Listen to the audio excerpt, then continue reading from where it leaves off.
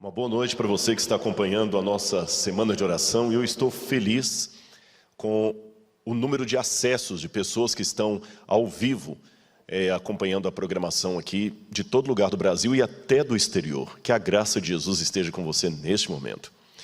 Nós hoje à noite vamos falar um pouco sobre o Apocalipse, agora no capítulo 5 e capítulo 6, a respeito dos selos. E eu quero destacar especialmente o quinto selo de Deus, com uma pergunta que vai aparecer agora na sua tela, que é justamente o título da nossa mensagem hoje. Onde estava Deus? Onde estava Deus? O porquê do martírio? Por que Deus permitiu que o povo dele tivesse que ser martirizado? Eu gostaria de convidar você a abrir a sua Bíblia comigo agora e nós vamos ler o texto, que será o texto base do sermão desta noite. Vamos ler Apocalipse. Apocalipse, capítulo 6, versículos 9 em diante. Apocalipse 6, versos 9 em diante. Eu vou ler e eu espero que você acompanhe de sua casa. É muito bom nós termos esse hábito de acompanhar a pregação lendo a Bíblia, seja no smartphone, seja num aplicativo ou em papel para os que são mais tradicionais, mas não fique só escutando. Na época, eu já expliquei isso aqui, na época em que o Apocalipse foi escrito, realmente as pessoas não tinham condições de ter cada uma cópia da Bíblia em mãos. Por isso que a temática diz, bem-aventurado aquele que lê e aqueles que ouvem. Era muito caro. Mas hoje Deus nos deu a oportunidade de termos mais de um exemplar da Bíblia em casa. Então aproveitemos isso. Eu vou falar um pouco sobre isso essa noite. Apocalipse capítulo 6, versículos 9 em diante diz assim: Quando o Cordeiro quebrou o quinto selo, vi debaixo do altar as almas daqueles que tinham sido mortos por causa da palavra de Deus e por causa do testemunho que deram. Clamaram com grande voz, dizendo: Até quando, ó soberano Senhor, santo e verdadeiro, não julgas nem vingas o nosso sangue dos que habitam sobre a terra? Então a cada um deles foi dada uma veste branca. E lhes foi pedido que repousassem ainda um pouco mais de tempo, até que também se completasse o número dos seus conservos e seus irmãos que haveriam de ser mortos como eles tinham sido. É outra temática complicada da gente entender a princípio, por dois motivos. O primeiro, como eu falei também dos selos ontem, o próprio fato da gente não entender, assim, em primeira mão, pela cultura ocidental, o que Deus quis dizer com aquilo, almas debaixo do altar, clamando por vingança, e Deus dando para elas um prazo para repousar, até que seriam completos os seus conservos que haveriam de ser mortos como eles foram. O que Deus quis dizer com essa mensagem? E o segundo tema complicado dela é para nós que entendemos a morte como um sono, explicar uma passagem que realmente João está falando que vê almas debaixo do altar. Então, realmente, as almas, depois que morrem, elas vão para o céu e elas podem clamar a Deus. Então, esse texto estaria sendo um apoio para fazermos celebração aos mortos.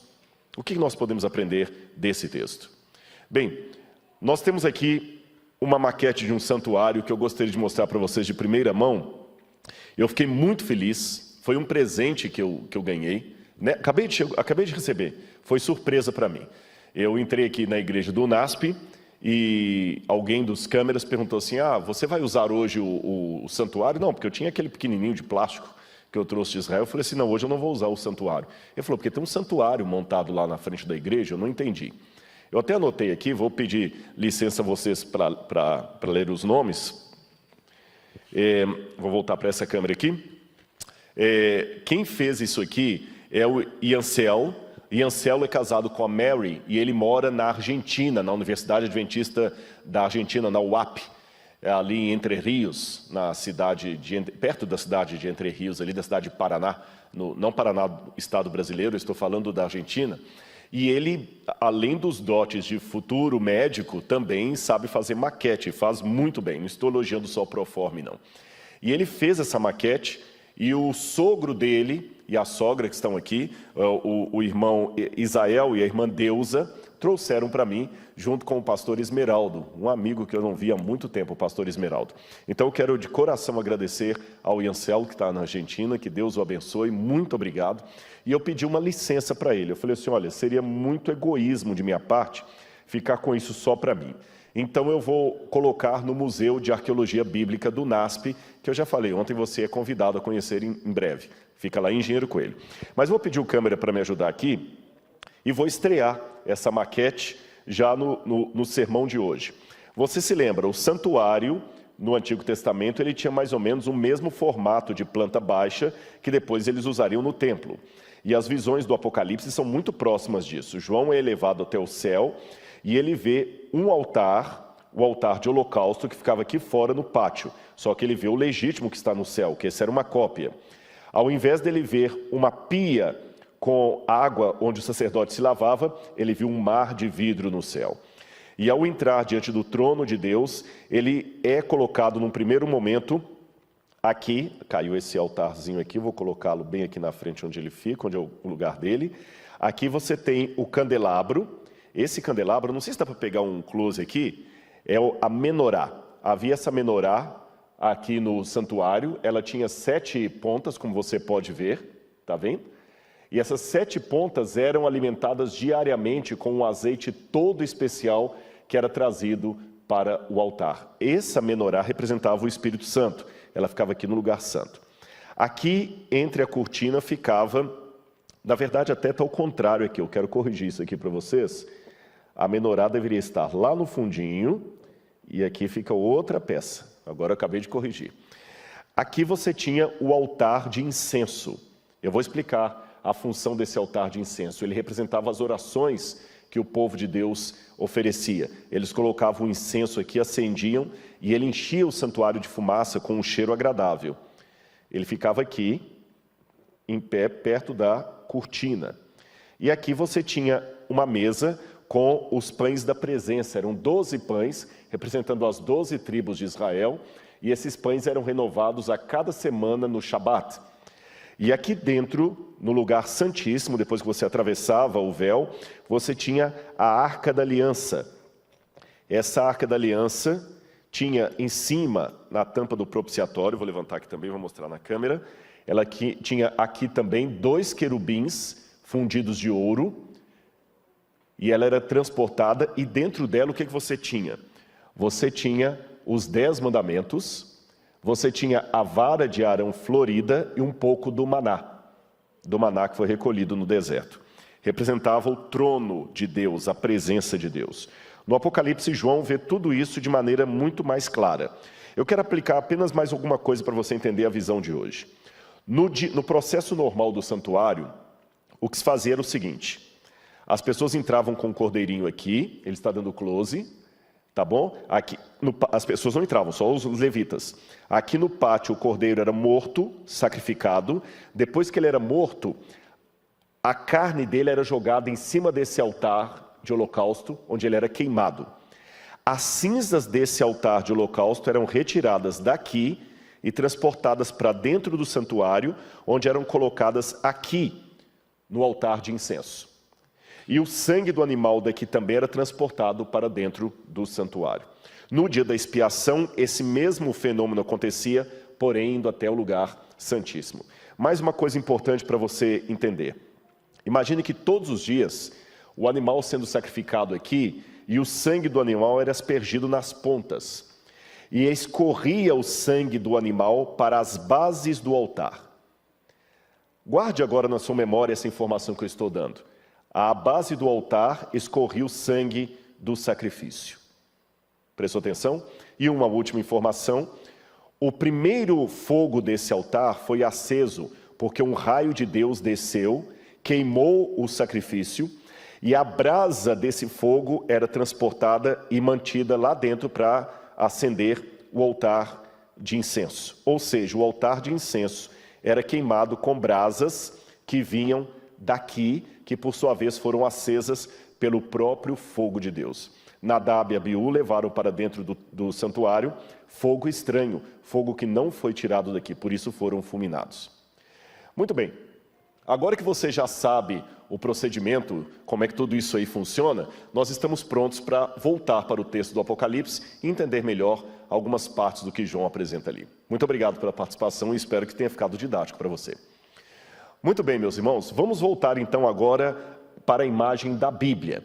E vamos ver então como é que tudo isso aqui se aplica ao texto bíblico, só lembrando que João viu o mesmo ritual do santuário no santuário celestial, que é o verdadeiro, aquele que o livro de Hebreus fala que é o verdadeiro tabernáculo, aquele no qual Cristo entrou. Porque a Bíblia diz que Jesus não entrou em santuário feito por mãos humanas, mas que agora ele comparece diante do santuário verdadeiro que se encontra no céu. E quando Moisés construiu aquele tabernáculo que eu mostrei ali, a ordem de Deus foi: Moisés, faça tudo conforme a planta que eu lhe mostrar. Então Deus mostrou para ele uma planta do santuário celestial, de maneira, é claro, diminuída, para que ele pudesse fazer uma réplica aqui na terra, uma visão terrena. Muito bem, agora eu quero mostrar para vocês algumas questões que nós podemos começar a perguntar. Preste atenção na sua tela que tem uma pergunta que eu gostaria de fazer para você em casa refletir. Por que a perseguição? Por que Deus permite a perseguição dos crentes? É curioso que se você ler na sua casa Mateus capítulo 24, verso 14, ali diz: e será pregado o evangelho do reino a todo mundo em testemunho a todas as nações, então virá o fim. Mas esse texto que fala da pregação do evangelho, ele segue uma descrição de perseguição. A linguagem sacrificial sugere que os cristãos jamais proclamarão o evangelho a todo mundo enquanto não se tornarem radicais o bastante para morrer por amor a Cristo. O que essa passagem quer dizer? Quando a gente pergunta assim, é uma pergunta que eu mesmo já me fiz. Por que Deus tem que permitir o sofrimento do seu povo? Por que Deus tem que permitir que o povo sofra? E eu comecei a lutar com o Espírito, e quando a gente luta com o Espírito, é bom você ir à Bíblia, porque as respostas estarão ali. E comecei a perceber essas coisas, como eu acabei de colocar aqui. Eu nunca tinha parado para notar que Mateus 24, 14, será pregado o evangelho do reino, é colocado após uma descrição de: vocês serão atormentados, levarão vocês às prisões, vocês serão odiados do mundo, não tenham medo naquele dia. De alguma forma, eu percebi a partir desse link que Deus não é um sádico. Ele não gosta do sofrimento, principalmente o sofrimento dos seus filhos, mas parece que Deus percebe que sem uma perseguição não haverá reavivamento. Eu sei que é um pouco forte o que eu estou dizendo, mas se não houver perseguição, não haverá reavivamento. Eu vou ilustrar isso de maneira melhor para você entender. Olha aí o que eu vou mostrar para você em casa. Essa aqui é uma frase, um pensamento que eu tirei de um cantor gospel americano chamado John Fisher. E ele fez uma pergunta uma vez: quem é fiel? E olha o que ele colocou: coloque uma arma na cabeça dos 60 milhões de cidadãos americanos que se dizem cristãos, segundo o Instituto Gallup. Então diga-os para escolherem entre viver e renunciar a Cristo. Depois de escolherem, aí conte de novo. E talvez você, como Gideão, terá o seu exército. Embora, na verdade, não precisemos tanto. Basta apenas confiscar a sua TV e você terá o mesmo resultado. Percebeu? Talvez eu mudaria até um pouquinho a frase, porque o John Fisher falou isso já há algum tempo atrás, na época que a televisão que era o problema. Talvez eu diria hoje você não precisa mais ameaçar os cristãos de tirar-lhes a vida para que neguem a Cristo. Basta ameaçar tirar-lhes o celular. E muitos já cederão à sua fé para não perderem o celular. Conta-se uma dessas ilustrações de sermão que uma vez, numa das igrejas da África, estavam todos reunidos ali e estava uma ameaça de uma guerra civil.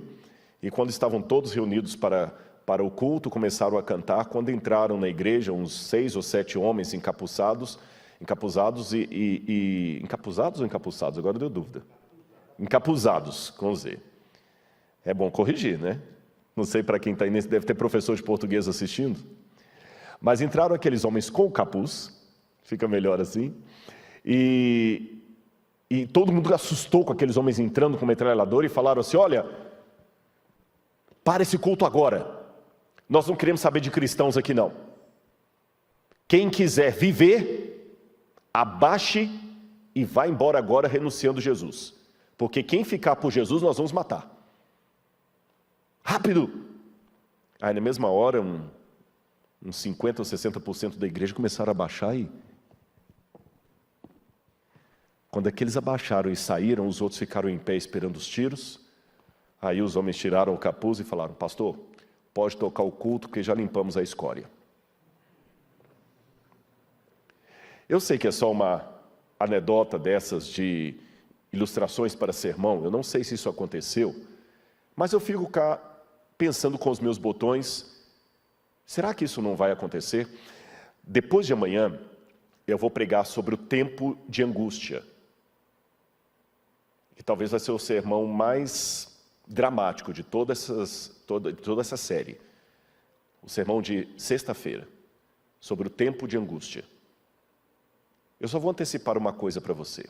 O livro Grande Conflito diz que, ao aproximar-se a tempestade, uma classe numerosa dos que têm professado fé na mensagem do terceiro anjo pulará para as fileiras do adversário. Eles viram as coisas quase sob a mesma luz, mas estavam tão acostumados com o comodismo que, em vindo a tribulação, pularam para as fileiras do adversário. Vocês estão percebendo onde eu quero chegar? Repito, para que fique bem claro na sua mente e gravado de maneira indelével. Deus não é nenhum sádico. Contudo, Ele sabe que se não houver provação, sofrimento, perseguição, não haverá o reavivamento da igreja. Eu, de um tempo para cá, fiquei convicto disso. Fiquei convicto disso. Como diz o ditado, provação vai, provação vem, para que se saiba quem é quem. Eu quero mostrar mais uma coisa para você. Preste atenção nesse quadro. É um pouco irônico, mas ilustra o que eu quero dizer. Se eu disse que Deus não é sádico, também não sou masoquista. Mas eu tenho que admitir, olhando uma foto como esta, que dias assim, como o desse camarada no sofá, não são os melhores para me despertar o senso de missão. Não sou contra o futebol, não sou contra o riso, pelo contrário. Quem foi meu aluno já deve ter me ouvido falando em sala de aula que se um homem não sabe rir de uma boa piada, desconfie da religião dele. Eu gosto do entretenimento, eu gosto do lazer, eu gosto da agradabilidade, da recreação, do momento do ócio.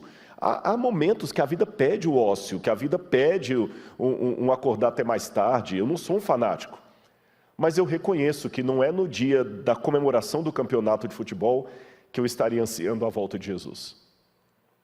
É quando eu recebo uma notícia que estou com câncer.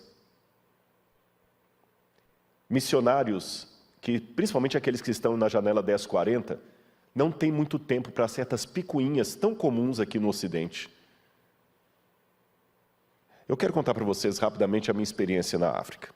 Eu não sou um missionário. Quando eu digo eu não sou missionário, eu quero esclarecer para você. O livro Serviço Cristão diz que todo verdadeiro filho de Deus nasce no reino como missionário. Em termos de membresia da igreja, esse é um espanholismo, um galicismo que eu vou tomar licença para usar aqui, membresia, eu sei que não tem essa palavra em português, mas em termos de membership da comunidade, eu me sinto um missionário, um evangelista, porque eu prego, eu dou estudo bíblico, eu procuro anunciar a volta de Jesus. Então, nesse sentido, como membro da igreja, eu sou um missionário e sou um evangelista. Porém, na teologia, você tem as áreas de especialização. Tem a teologia sistemática, que é aquela que sistematiza mais as doutrinas, tem a teologia bíblica, que é a área que eu me especializei, tem a teologia histórica e tem a teologia aplicada. A teologia aplicada é aquela que lida com o crescimento de igreja, administração eclesiástica. Eu estava falando isso com o pastor Gilson. Eu falei assim, olha, meu amigo, eu fui distrital pouquíssimo tempo. Para quem não é adventista, eu vou explicar o que é distrital. É como se fosse o pároco. O padre que cuida da paróquia, ele é o pároco, tá certo? Então, o pastor adventista, ele tem uma paróquia também. Pode ser uma igreja grande, como essa do NASP, que deve ter uns 3.000 membros. Pode ser uma série de igrejas pequenas no interior. Ele é chamado de distrital, porque as igrejas dele formam o seu distrito. Então, eu fui distrital pouco tempo. Eu hoje, se eu tivesse que voltar a cuidar de uma igreja, eu teria que reaprender muita coisa de homilética, arte de pregar, de administração eclesiástica, etc. E existe uma área dentro da teologia aplicada, que é a área de missiologia, tem até mestrado e doutorado em missiologia, onde o sujeito aprende técnicas de evangelismo, de crescimento de igreja. Nesse sentido, eu digo que eu não sou missionário nem evangelista, tá certo? Mas como leigo na área, já fiz meus evangelismos, já fiz evangelismo em Moçambique, já fiz meu evangelismo em Angola, já batizaram centenas de pessoas em Angola, em Moçambique, no Sudão. No Sudão foi um evangelismo meio por acidente. Mas eu quero contar uma história de Moçambique. Eu fui pregar ali e era interessante que aqueles irmãos não tinham conforto praticamente nenhum. Era a cidade, eu sei que há pessoas de Moçambique que provavelmente estejam assistindo a gente, talvez não agora, mas a reprise, por causa do fuso horário, lá vai estar muito tarde. Mas os irmãos moçambicanos, para saber onde eu fiz evangelismo, foi na cidade de Quelimane. Nós fomos de Maputo para Quelimane, atravessando o rio Zambeze, e nós batizamos ali quase 500 pessoas, num lago que tinha sanguessuga e cobra. Mas a parte que mais me chamava a atenção, irmãos, era que eu pregava, poucas pessoas tinham Bíblia na mão. E cabia num espaço assim, que você contava, um espaço para 300 pessoas, tinha 500, 600. E um ânimo, e eles ficavam, e a gente ficava e pregava. Eu lembro de um dia que eu estava pregando e todo mundo ficou assustado, porque tinha um feiticeiro que foi até a porta e começou a jogar feitiço em mim. Outro dia apareceu um animal morto lá de feitiço, e os irmãos tinham muito medo disso. E eles lidam com o diabo direto. Direto. Mas no dia do batismo, foi uma coisa tão linda. A gente foi fazer o batismo, e eu pregava num lugar que até a energia vinha do vizinho, era uma coisa muito simplória. Eu nunca preguei no Brasil, no lugar mais pobre do Brasil, que foi... O lugar mais pobre que eu preguei no Brasil tinha mais condições do que ali. Mas o ânimo daqueles irmãos na hora de cantar. E eles andando assim, cantando, a gente andou para o lugar do batismo mais ou menos uns 3 ou 4 quilômetros. Alguns de pé no chão, mas uma alegria. Eu tenho esse filme guardado em algum lugar que eu gravei na época com uma dessas maquininhas de filmar mesmo. E uma mulher com uma trouxinha aqui atrás. Eu falei assim, ela falou, pastor, manda um abraço pessoal do Brasil, e cada um falando num dialeto diferente, porque embora a língua oficial seja o português, eles têm muitos dialetos. Tem o manhaua, tem outros que eles falam lá. Aí eu falei, irmã, e o que a senhora quer mandar para o Brasil? Pede o Brasil para mandar para a gente Inário, livro do Espírito de Profecia, e Bíblia, a gente precisa. Só não tem Inário? Não, não tem. É isso que eu falo, até eu voltei para o Brasil. Lembra que eu falei ontem que teólogo aprende com os irmãos leigos e até com criança? Eu tive uma aula, eu fui ali como evangelista junto com os teologandos. Mas quem teve aula fui eu. Sabe por quê, irmãos? No dia que eu fiz aquele batismo, a primeira coisa que chamou atenção a alegria deles. Eles cantavam. E na hora de batizarmos, o pastor perguntou assim, o pastor não trouxe lenço? Eu falei assim, não, por quê? Não, tem que ter um lenço para batizar. Eu não entendi. Aí alguém tirou um lenço de um desbravador lá e me deu. É porque lá, pastores, eles batizam, e depois que batizam, você com o lenço tem que enxugar o rosto da pessoa, como um gesto de carinho. É o mesmo lenço para todo mundo, eu sei que você está perguntando isso. Mas ao mesmo tempo que eles têm esse gesto de carinho, eu fiquei até assustado, porque numa conferência foram quase 400, quase 500 pessoas que batizaram. E eu perguntei, eles vão ficar firmes como em Angola? Em Angola a gente fez o projeto Esperança Angola lá, foram milhares que batizaram. Eu preguei num estádio para 70 mil pessoas. E depois eu saí daquele estádio, tinha um outro estádio com 40 mil pessoas. E eu perguntei, esse pessoal vai ficar na igreja? Fica. E no dia do batismo foi interessante, porque antes de fazer, na igreja adventista, nós temos a profissão de fé. Nós vamos ter um batismo aqui hoje, você vai ver.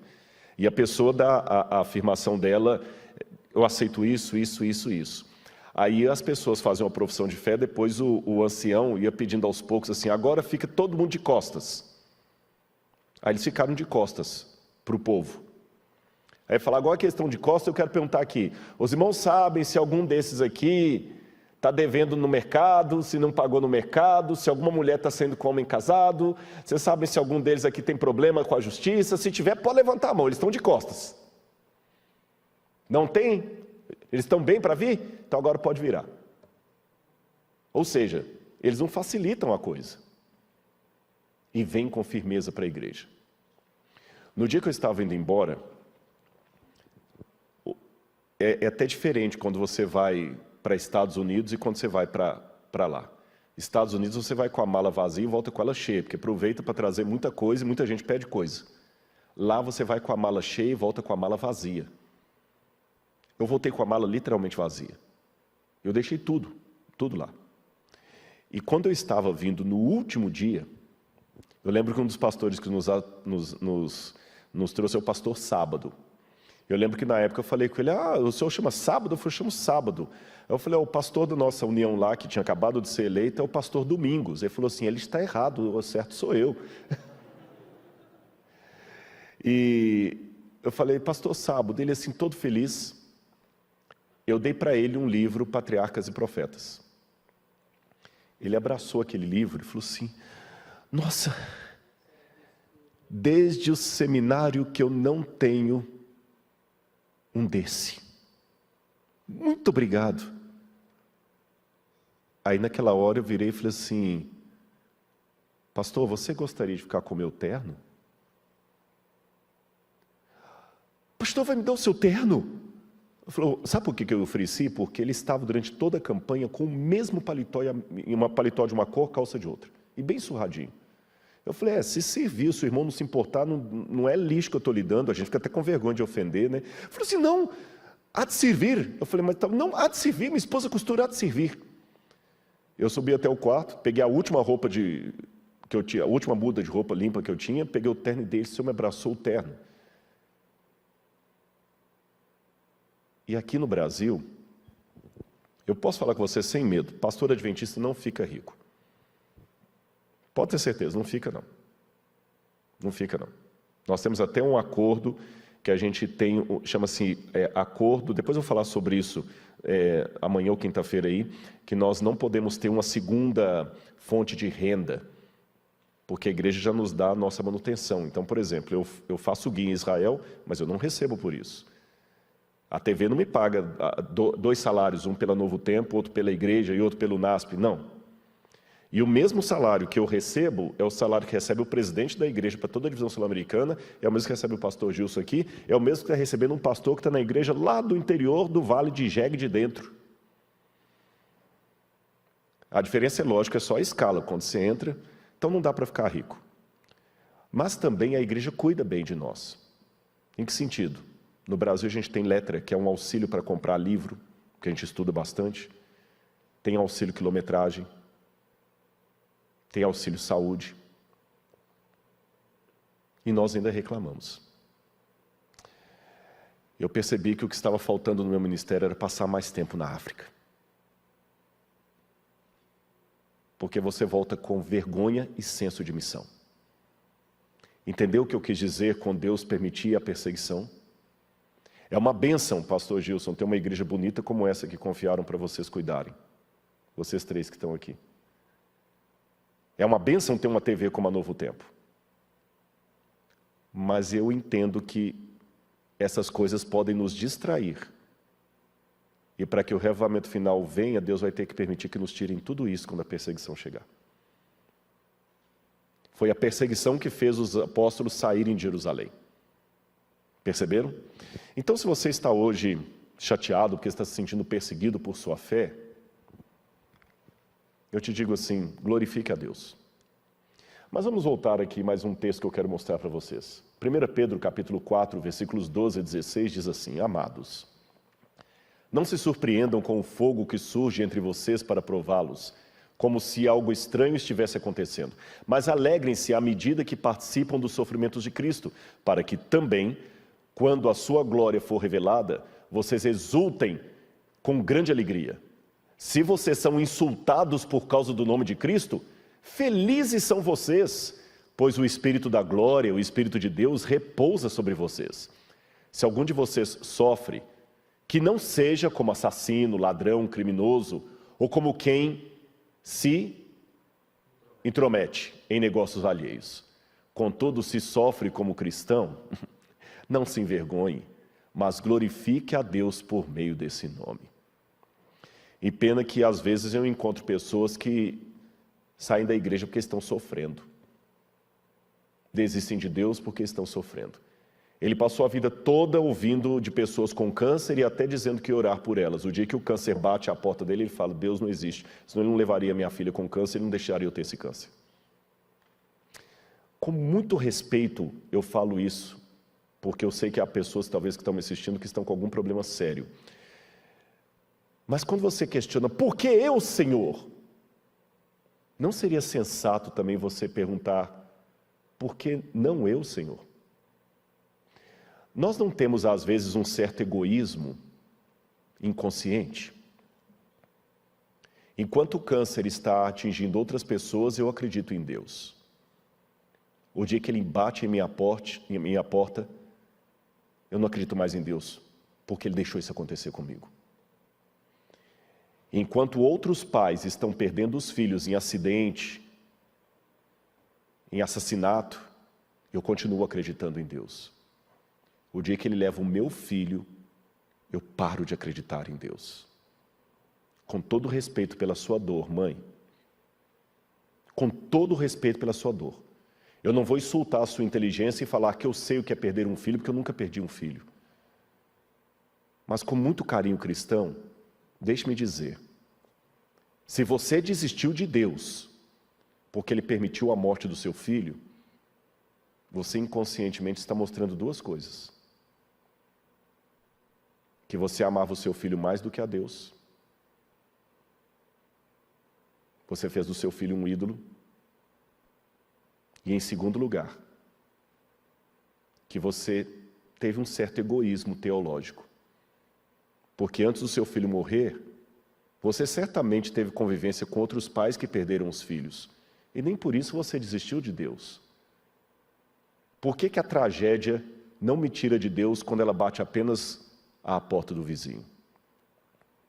Então, com profundo respeito, por favor, entenda que é com profundo respeito por sua dor, eu digo para você, perdeu seu filho, agora você tem motivo dobrado para querer revê-lo. Se há alguém mais do que qualquer outro que tem que se preparar para a volta de Jesus e almejar esse dia, é você. Porque você sabe o que a morte significa quando arrancou do seu peito aquele que você mais amava. Então, se tem alguém que não pode nem cogitar desistir do céu, é você. Senão, o que seria apenas um até logo ao seu filho pode virar um adeus. Percebeu? Eu nem sei quem você é. Mas se Deus mandou falar isso para você, apenas aceite. Não fique bravo comigo. Eu só sou a flauta. O músico é outro.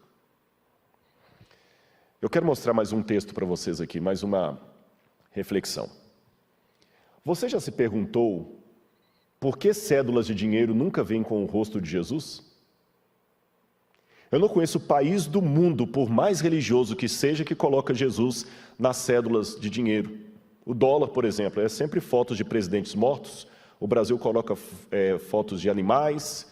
Cada país coloca uma foto diferente. O shekel de Israel coloca a foto do Ben Gurion.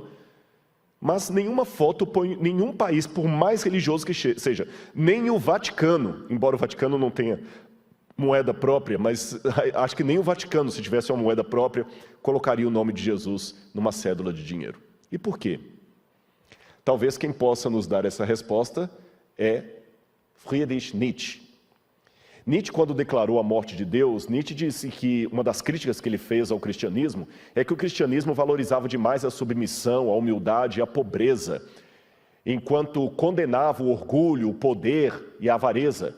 E quem quer isto? Por isso nós matamos Deus, disse Nietzsche, ou pelo menos fizemos o seu funeral. É que, na verdade, Nietzsche diz que quem matou Deus foi a ciência, a modernidade, mas as religiões participaram fazendo o funeral de Deus. Por isso todos em uníssono dizem, Deus morreu. E Nietzsche via a morte de Deus como uma coisa boa. Ele percebia o caos social que a morte de Deus traria, mas Nietzsche, como um bom ateu, ridicularizava o cristianismo. E ele ridicularizava pelos mesmos valores nietzscheanos que hoje estão sendo retomados. O cristianismo nos faz não desejar os prazeres da carne. Tudo é pecado. A carne se torna pecaminosa. Agora a questão é explorar o corpo. O seu corpo é seu, você faz com ele o que você quiser. Você pode usar todas as bebidas que você quer. Esse negócio de proibir beber, proibir certas comidas, proibir certas roupas, ridículo. Proibir certos comportamentos sexuais, ridículo. Você pode fazer o que você quiser, o corpo é seu.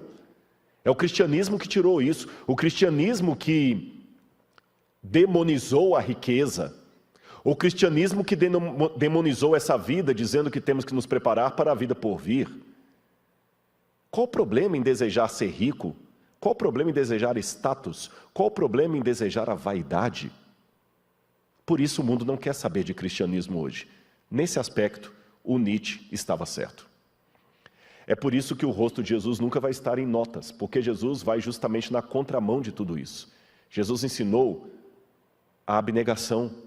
Jesus ensinou a levar desaforo para casa, coisa que a gente não suporta, principalmente nessa época de internet, que alguém vai te lacrar, a vontade de lacrar 2 vezes.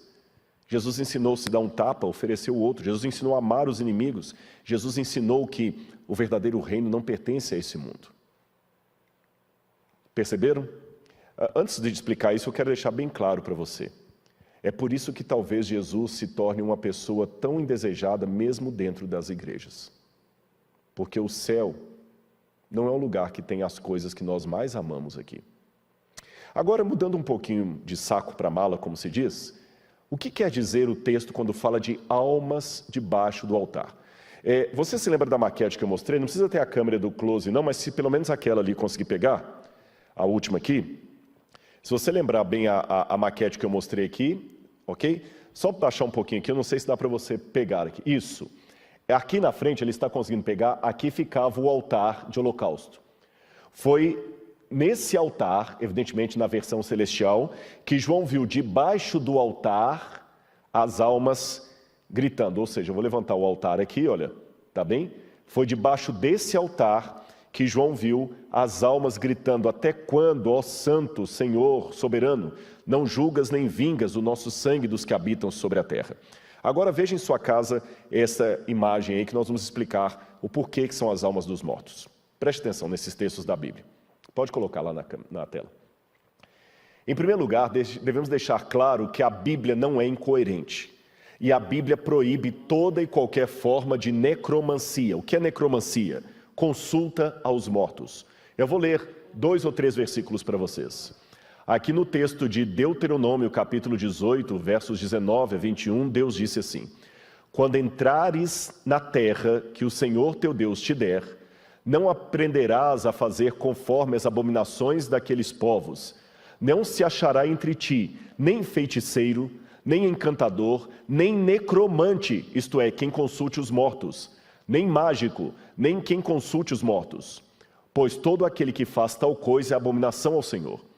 De novo, em Levíticos 19, 31, diz: Não vos voltareis para os que consultavam os mortos, os espíritos dos mortos, nem os que adivinham o futuro, porque eles vos contaminaram. Eu sou Yahweh.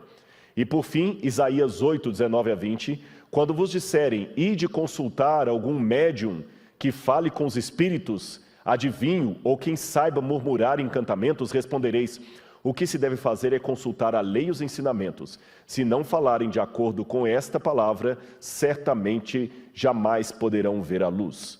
Ora, a Bíblia não é incoerente. Se a Bíblia fala que não é para consultar os mortos, não é para ter relação com eles, por que João iria ter relação com os mortos? E a Bíblia fala que a morte é um sono. Mas vamos continuar para ver se a gente desvenda essa aparente contradição bíblica. O que significa sangue na Bíblia? Se você ler várias passagens em hebraico, você vai ver que a palavra sangue ela aparece como sinônimo de alma e vida. Por exemplo, quando diz lá em Levíticos 17, 21, a vida da carne está no sangue, literalmente está dizendo a alma da carne está no sangue, a nefesh em hebraico. Também no versículo 14 diz, é a vida de toda a carne, lá está, é a alma de toda a carne. O sangue do mesmo é como a vida dele, mesmo os animais é dito. Ou seja, ele fala, a alma dos animais é a mesma do ser humano. A alma de toda a carne é o seu sangue, o sangue é a vida. Outra crença hebraica era de que apenas o sangue fosse coberto com terra, haveria silêncio. Você pode ver isso em Jó, capítulo 16, verso 18. Ó terra, não cubra o meu sangue e não deixe o meu clamor ter lugar de descanso.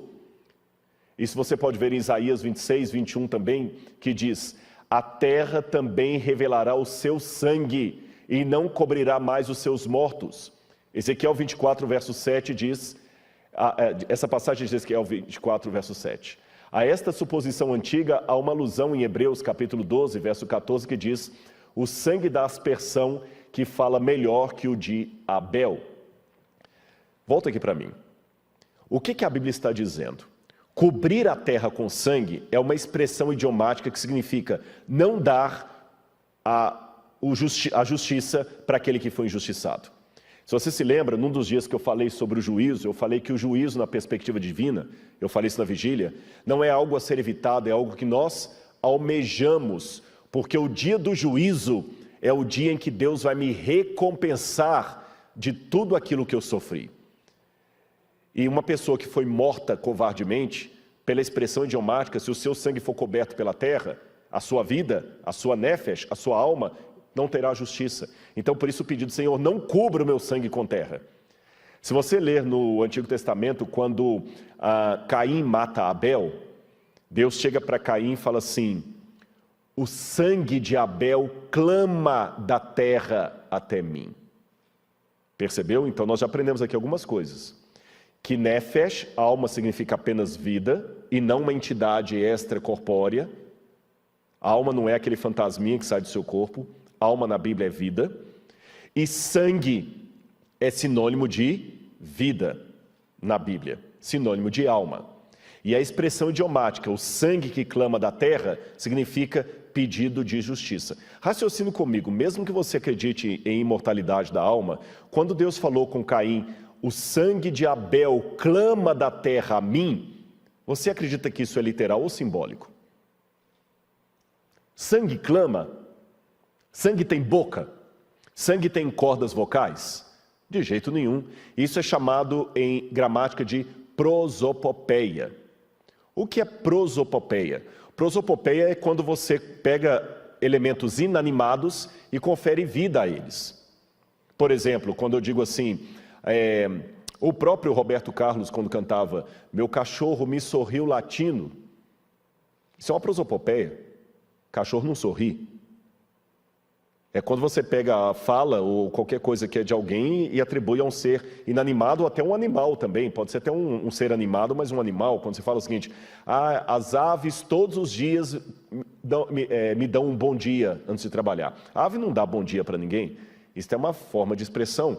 Ou quando você fala assim, a pilha de roupa na máquina ficava todo dia me chamando. Vem me lavar, vem me lavar. Pilha de roupa não fala. Isso é uma prosopopeia, muito comum na língua portuguesa. E também na língua hebraica, na língua da Bíblia. Agora que você sabe que prosopopeia é emprestar fala e voz a objetos ou seres que não têm fala nem voz, você entende por que fala o sangue de Abel clama da terra a mim. Prosopopeia. Quer exemplo de prosopopeia na Bíblia? Aqui vai alguns. Preste atenção aí. Olha o que diz o livro de Juízes, capítulo 9, versículo 8 e 9. Aconteceu uma vez que as aves quiseram ungir um rei sobre si. Disseram, pois, à oliveira, reina sobre nós. Mas a oliveira lhes disse, deveria eu renunciar à minha gordura com que se glorifica a Deus e os homens e deveria ir e oscilar entre outras árvores? Veja, a árvore não vai eleger rei, isso é uma prosopopeia. Outro exemplo de prosopopeia, Jó capítulo 26, verso 11. as próprias colunas do céu estão pasmadas. Coluna não pode ficar pasmada. Durante as noites me corrigiram os meus rins. Os rins chamaram a atenção. Isso é prosopopeia, Salmo 16, verso 7. Levantai as vossas cabeças, ó portões. Salmo 24, verso 7. Olha, a porta não tem cabeça para levantar a cabeça. É uma prosopopeia. Que a minha glória entoe melodias. Glória não canta. Salmo 30, verso 12. Que jubilem os ossos que quebraste. Salmo 51, verso 8. O próprio mar viu e pôs-se em fuga. Salmo 114, verso 3. Ele faz prantear a escarpa e a muralha. Lamentações, capítulo 2, perdi o verso ali. Ora, muro não lamenta. Quando as estrelas da alva juntas cantavam, estrela não canta. Então isso é prosopopeia. Percebeu? Então vamos raciocinar juntos aqui. Se prosopopeia é emprestar voz a seres inanimados, ou até mesmo a comportamentos de seres animados em seres inanimados, então sangue não fala a não ser em figura de linguagem. Se sangue é sinônimo de vida, então quando diz que as almas dos mortos clamavam debaixo do altar, eu devo ler isto da mesma forma que Deus falou para Caim: o sangue de Abel clama da terra até a mim. Percebeu? E por que aquele sangue clamava na base do altar que eu mostrei na maquete? Olha, a resposta está aqui. Preste atenção no que eu vou mostrar para você. Aqui nós temos a verdadeira teologia do martírio.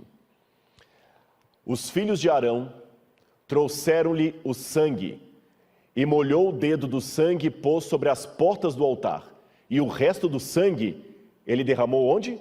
À base do altar. Levítico 9, verso 9.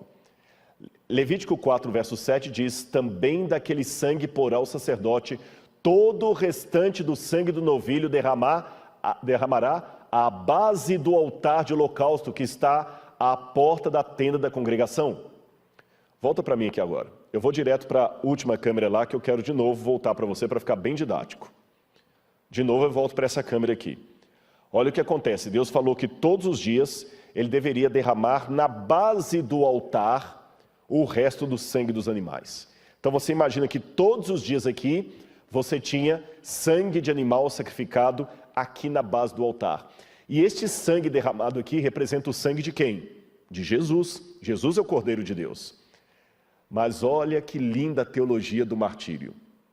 Todos os dias, à base do altar, o sacerdote pegava o resto do sangue numa cuia, se eu posso chamar assim, não era cuia, não tinha cunha naquela época, mas numa bacia, e derramava na base do altar, todos os dias, todos os dias.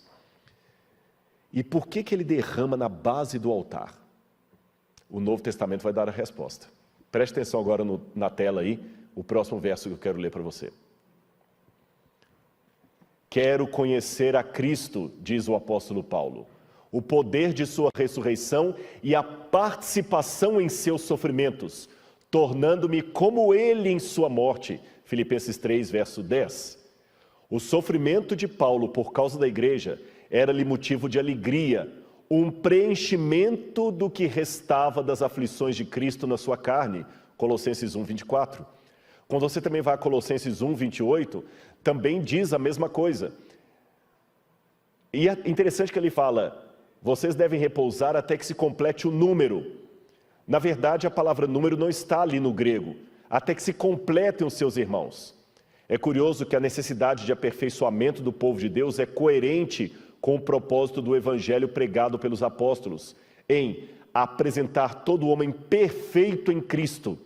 Tiago ensina que as tribulações existem para que todos se tornem perfeitos e íntegros, em nada deficientes. Tiago 1, verso 4.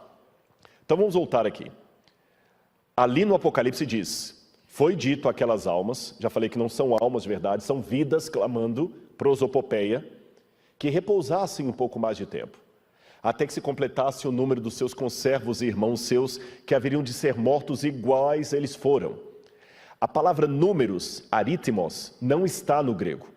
No grego está só assim: para que se complete os seus conservos. A palavra número foi o tradutor que colocou. E a palavra complete em grego é a palavra plerou, significa que encha, que chegue à sua plenitude. Então o que está sendo dito para aqueles mártires é: repousem um pouco mais de tempo, até que os seus irmãos estejam completos espiritualmente em Cristo. Muitos deles vão ser mortos, igualmente vocês foram. E as outras passagens que eu li de Paulo e de Tiago mostram isso. O sofrimento nos torna perfeitos em Cristo Jesus. É por isso que eu entendo que Deus permitirá uma última perseguição, um último sofrimento da igreja, para que nos aperfeiçoe na pregação do Evangelho. E para terminar minha fala aqui, eu quero mostrar mais uma coisa dessa vez para você do templo. Apocalipse capítulo 8, versículo 1 a 5, traz uma cena curiosa. Volta para mim aqui que eu quero ler essa cena no Apocalipse e depois nós voltaremos para lá. Apocalipse capítulo 8, versículo 1 a 5, diz assim. Olha o que diz. Só um minutinho. Bíblia nova. Aqui está. Está com sua Bíblia aberta? Posso ler? Então vamos lá. Apocalipse 8, 1 a 5. Quando o cordeiro quebrou o 7º selo, houve silêncio no céu durante cerca de meia hora. Então vi os 7 anjos que estão em pé diante de Deus e lhe foram dadas 7 trombetas. Veio outro anjo e ficou em pé junto ao altar, com um incensário de ouro, e foi-lhe dado muito incenso para oferecê-lo com as orações de todos os santos sobre o altar de ouro que está diante do trono. E da mão do anjo subiu à presença de Deus a fumaça do incenso com as orações dos santos. Então o anjo pegou o incensário, encheu do fogo do altar e o atirou à terra. E houve trovões, vozes, relâmpagos e terremoto. Preste atenção nesse detalhe aqui. A primeira coisa que me chamou a atenção é que no original grego, eu sempre procuro ler a Bíblia e ter o original grego do lado, porque às vezes na tradução se perde alguma coisa. Diz que o anjo veio, e aqui na minha tradução diz, o anjo veio e ficou em pé junto ao altar. Mas no original grego está que o anjo ficou epi. Epi significa sobre o altar. Por que o anjo ficou sobre o altar? Eu fiquei me perguntando, por que o anjo ficou sobre o altar? Lembra o altar que eu mostrei para vocês da maquete? Talvez a resposta esteja no santuário do segundo templo. Olha lá, no segundo templo, no templo de Salomão e no templo que João conheceu, o altar de holocausto era muito alto. Ele não era tão baixo como o antigo. E havia uma escada para ir até o topo. Então aí eu entendo que o anjo estava sobre o altar, porque na época de João, estão vendo pequenininho o sacerdote em cima do altar? Para jogar a carne do animal sobre o altar, o sacerdote tinha que literalmente subir sobre o altar. E é ali que ele jogava o sacrifício. E é na base daquele altar que as almas estavam clamando. Então, o anjo, que aqui é Cristo, pega as cinzas daquele altar, as brasas daquele altar, para oferecer lá no altar de incenso que estava dentro do santuário, que são as orações dos santos. E ele pega aquele altar, aquele incensário, e joga na terra. E quando ele joga na terra, há terremotos, trovões e tudo mais. Sabe o que significa essa passagem? Deus estará atendendo a oração dos mártires. É o momento em que a porta da graça vai se fechar. Basta. E Deus faz isso com ímpeto, com força. E quando você vai para Apocalipse capítulo 15, você vê de novo o desdobramento disso. O santuário se encheu de fumaça da glória de Deus. E ninguém podia entrar no santuário. Sabe por quê? Porque Deus falou, chega meu filho, está na hora. Encheu de fumaça. Então, volta a cena para você ver. Volta a imagem, coloca a imagem mais uma vez. Em cima do altar, o sangue dos santos está clamando na base desse altar. Cristo pega as cinzas desse altar, com todo o clamor dos mártires do 5º selo, leva para dentro do santuário, para dentro da presença de Deus, e apresenta como as orações deles. E naquele mesmo momento ele atira na terra de uma maneira passional o incensário e fala, Pai, chega, meus filhos estão sofrendo demais. E Deus faz o santuário ficar cheio de fumaça, que é uma mistura da oração dos santos com a glória de Deus. E fala, então vamos sair agora e vamos buscar os nossos filhos. E é assim que ele vem com poder e grande glória buscar aqueles por quem ele morreu e que descobriram, sem nenhum masoquismo, que é um prazer sofrer por amor a Cristo. Por isso que no sábado eu terminaria esse sermão, essa semana, pregando justamente sobre o que você vai ver agora na sua tela. Eu pregarei sobre a ira do Cordeiro. O Cordeiro de Deus, que pode ficar irado. Haverá diferentes comportamentos no dia da volta dele. Alguns vão falar, Senhor, em teu nome eu expulsei demônios, interessante, até de maneira petulante. Outros vão pedir que as rochas e pedras caiam sobre eles. Outros vão falar, Senhor, mas em teu nome eu fiz milagres, curas. Eu não sei. Eu quero estar do lado daqueles que estão com Cristo. E eu quero terminar esse sermão aqui dizendo uma coisa para você. Está sofrendo, está doendo? Vamos mostrar para os ateus que a Bíblia não é apenas teoria. Porque às vezes eu posso, na minha impaciência, dar maior argumento que um ateu pode ter contra a religião. Você compraria remédio numa farmácia que o próprio farmacêutico não acredita na qualidade dos produtos? Como é que um ateu vai acreditar na Bíblia se eu que digo seguir a Bíblia me impaciento quando eu sofro? Eu agora, nesse exato momento que eu estou falando para vocês, eu estou vivendo uma fase muito boa da minha vida, graças a Deus. Mas eu tenho a consciência de duas coisas. Essa fase boa foi antecedida por uma fase de muito sofrimento, muita lágrima, muita angústia. Uma angústia que me dá moral, sim, para dizer para você, eu sei o que é padecer por Cristo. Eu sei. Eu posso não estar sentindo o que você está sentindo, mas eu sempre digo, não importa se é dor de cabeça ou dor de dente, dor é dor. E eu sei que essa fase boa pode ser quebrada a qualquer momento por uma aprovação.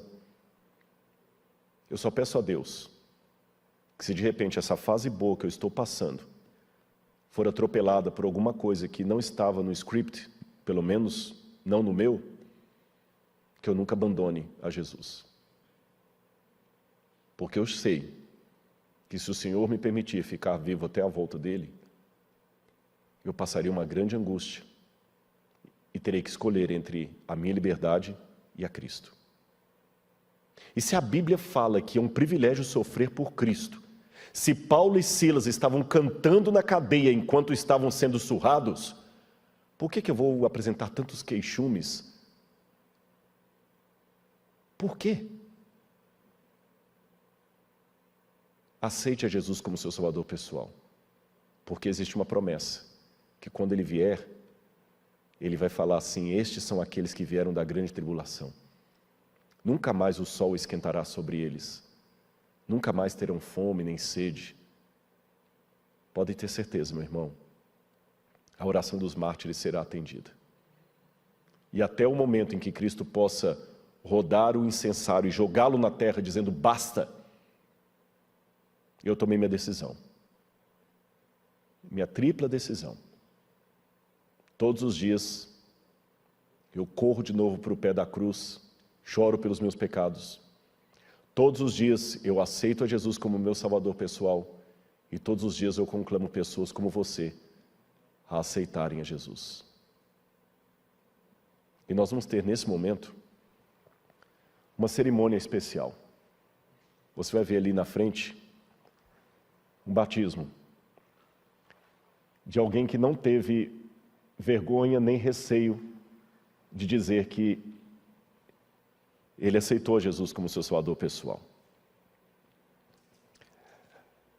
Eu imagino que não foi fácil chegar até aqui. Mas, sabe por que eu estou vindo aqui à frente? Eu estou representando todos aqueles que talvez precisam tomar uma decisão Abre só um pouquinho a câmera para ver isso. Aqueles que estão precisando tomar uma decisão ainda não tomaram. Se eu estivesse numa situação normal da igreja aqui, eu estaria convidando você para vir aqui à frente para orar com você. Mas já que eu não posso fazer isto, eu vou inventar, vou fazer virtualmente. Eu vim aqui para frente, de mão dada, para representar você. Eu estou ouvindo como se fosse você atendendo esse apelo. Não vai ser fácil a sua vida. Você comprou uma briga séria agora com as trevas. Nós estamos num grande conflito entre o bem e o mal, e os dois lados querem você.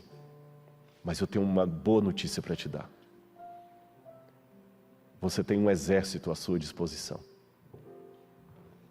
E o Senhor Jesus vai estar com você. E com você também. Eu tenho orado para que Deus te traga de volta. E olha lá que eu sei que seus pais estão assistindo a gente. Olha aí, papai e mamãe.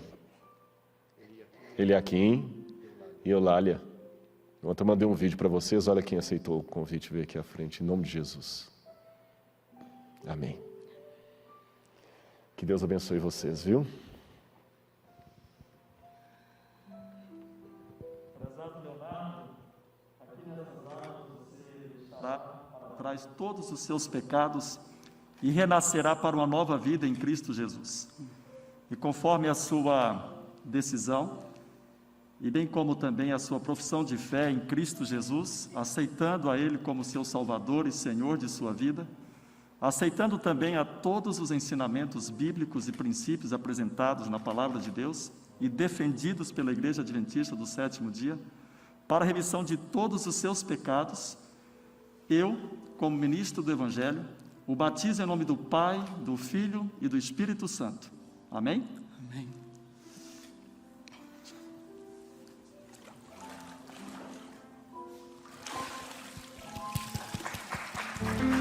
Eu quero falar uma coisa para o Leonardo antes de ele ir, que eu ia falar antes e acabei esquecendo. Leonardo, na Bíblia, e eu sei que você assiste muito Evidências, você gosta dos vídeos. Na Bíblia, eu até mencionei isso aqui, até falando do nome da sua mãe, né? Mais importante do que a sonoridade do nome é o que ele significa. E quando uma pessoa mudava de vida, ele até tinha um novo nome. Até uma promessa no Apocalipse, receberá um novo nome. Jacó lutou com o anjo e saiu como Israel. Abrão fez um pacto com Deus e saiu como Abraão. Leonardo significa leão. Mas a partir de hoje, espiritualmente, eu quero lhe colocar um novo nome. Ariel, que significa leão de Deus em hebraico. Você entra como Leonardo, como leão, e sai espiritualmente como Ariel, um leão de Deus, porque é isso que você é da agora por diante. Que Jesus esteja com você. Amém.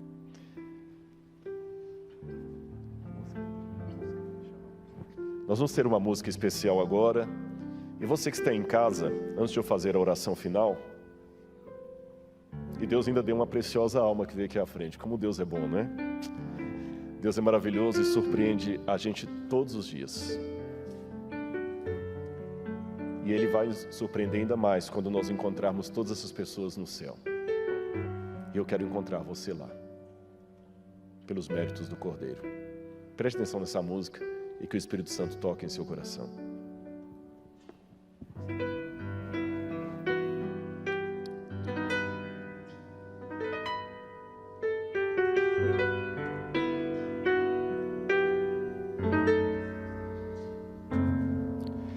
Vejo lágrimas rolando em um rosto inocente, e a dor, a mágoa e o pranto mostram-se presentes em vazios corações em que falta o amor, pois vivem sós em ilusões, procurando um protetor,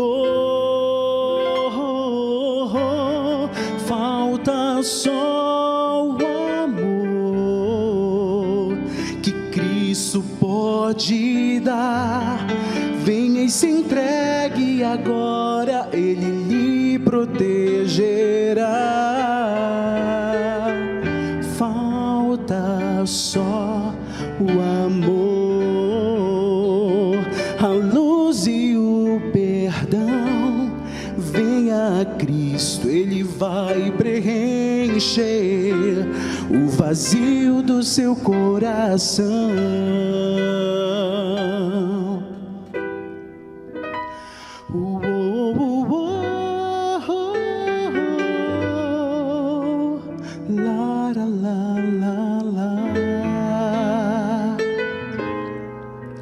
Vejo sombras vagando em um mundo de terror. São sombras refletidas de almas sem valor, pois nada somos nós sem a graça de Jesus, que pagou nossos pecados, morrendo lá na cruz.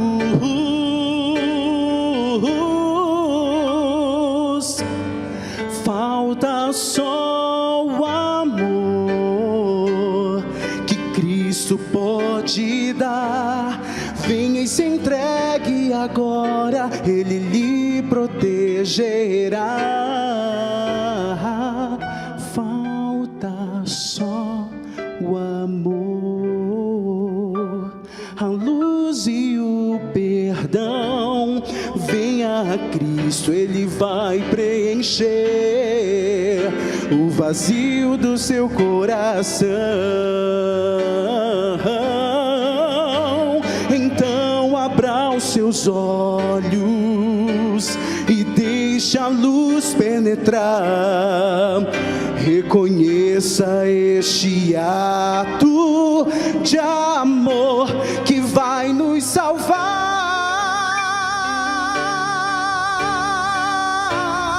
Falta só o amor que Cristo pode dar. Venha e se entregue agora, Ele lhe protegerá.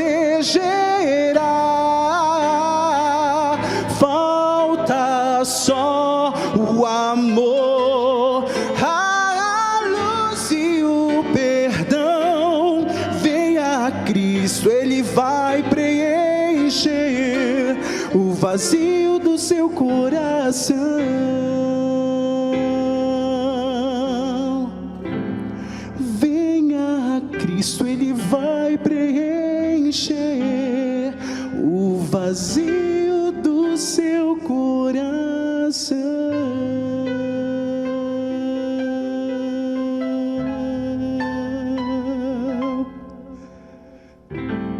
Venha a Cristo, Ele vai preencher o vazio do seu coração.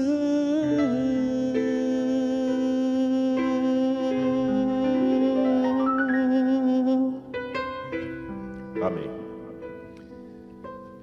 Deus seja louvado pelo seu talento e que Ele sempre use você como tem usado até agora.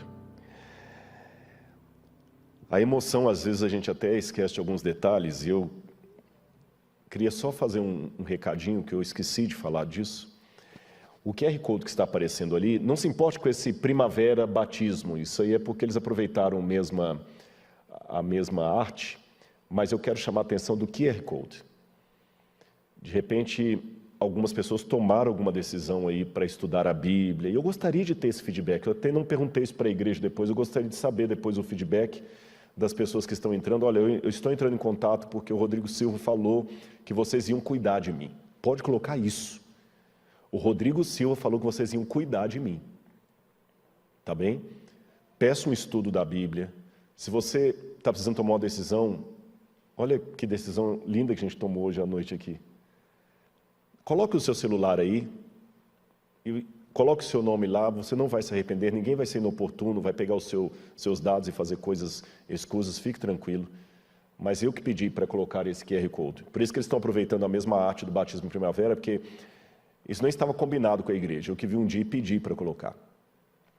E eu vou fazer oração por mim, por você, e depois da oração, vou pedir para você ficar comigo só 30 segundos, que eu quero dar um recadinho aqui depois da oração, tá bom? Só não cortar. Eu vou dar um recado para vocês. Então, feche o seu olho nesse momento, curve a sua fronte e oremos a Deus. Amado Senhor, oh Pai, muito obrigado, Senhor.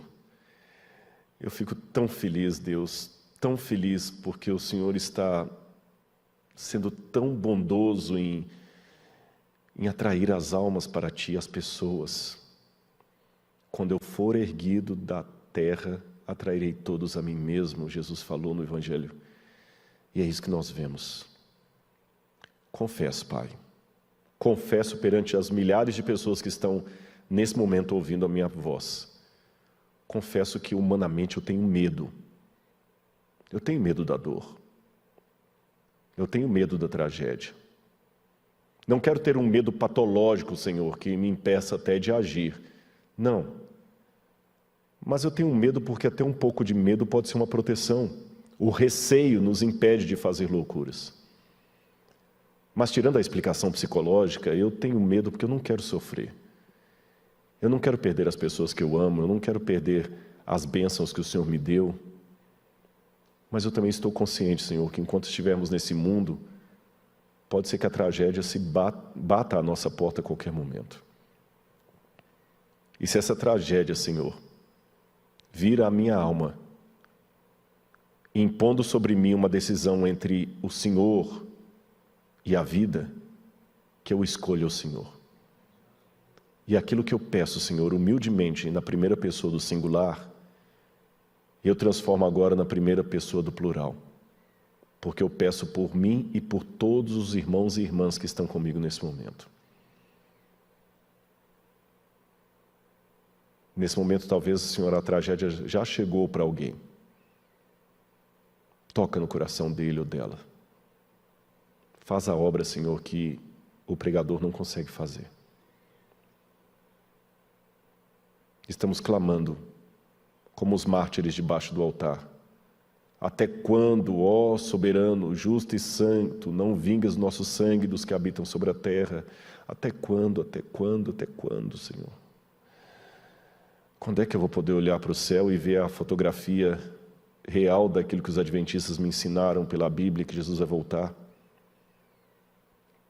Eu já estou nessa igreja há tanto tempo, Senhor, mas confesso que eu já cansei de ver fotografias da volta de Jesus, imagens, desenhos, bem feitos, é verdade, mas eu quero ver de verdade.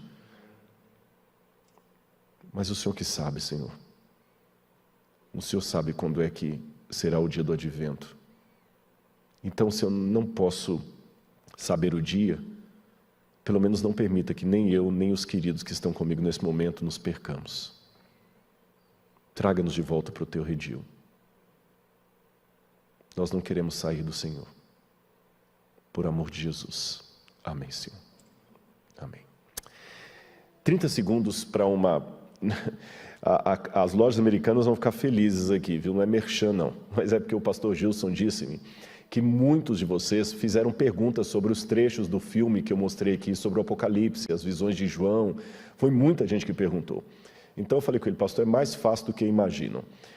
Se você entrar no site das lojas americanas, hoje eu passei numa loja americana para conferir se ainda existe, porque eu comprei, é uma série chamada Coleção Bíblia Sagrada, são vários DVDs de capa verde, e o preço disso é menos de R$13, 12 e alguma coisa por DVD. E se você entrar no site da Lojas Americanas, que eu perguntei ao rapaz, se eu anunciar no site Encontra, você coloca no site Loja Americana, produtos, coleção Bíblia Sagrada. Aí você coloca lá Apocalipse e você pode ter. E para que não reste nenhuma dúvida, porque dizia Cícero, não basta a mulher de César ser honesta, ela tem que aparentar honestidade. Eu não estou ganhando nenhuma comissão das lojas americanas, viu? É só uma prestação de serviço público. Como muita gente pediu ao pastor, então é fácil, você procura Apocalipse e está ali. Não estou ganhando comissão nem nada. Mas as lojas americanas, Parabéns, viu? Não, vocês nos devem uma, vou dizer assim. Que Deus abençoe vocês, meus irmãos. O pessoal riu aqui agora, viu? Então tá bom. Mas para não ficar mal com a igreja, assim, você pode comprar o DVD nas lojas americanas, mas consuma produto super bom. Tá bom? Produto super bom. Meus irmãos, que Deus abençoe. Beijo no coração de vocês. Muito obrigado. E amanhã estaremos de volta para mais uma pregação sobre Apocalipse.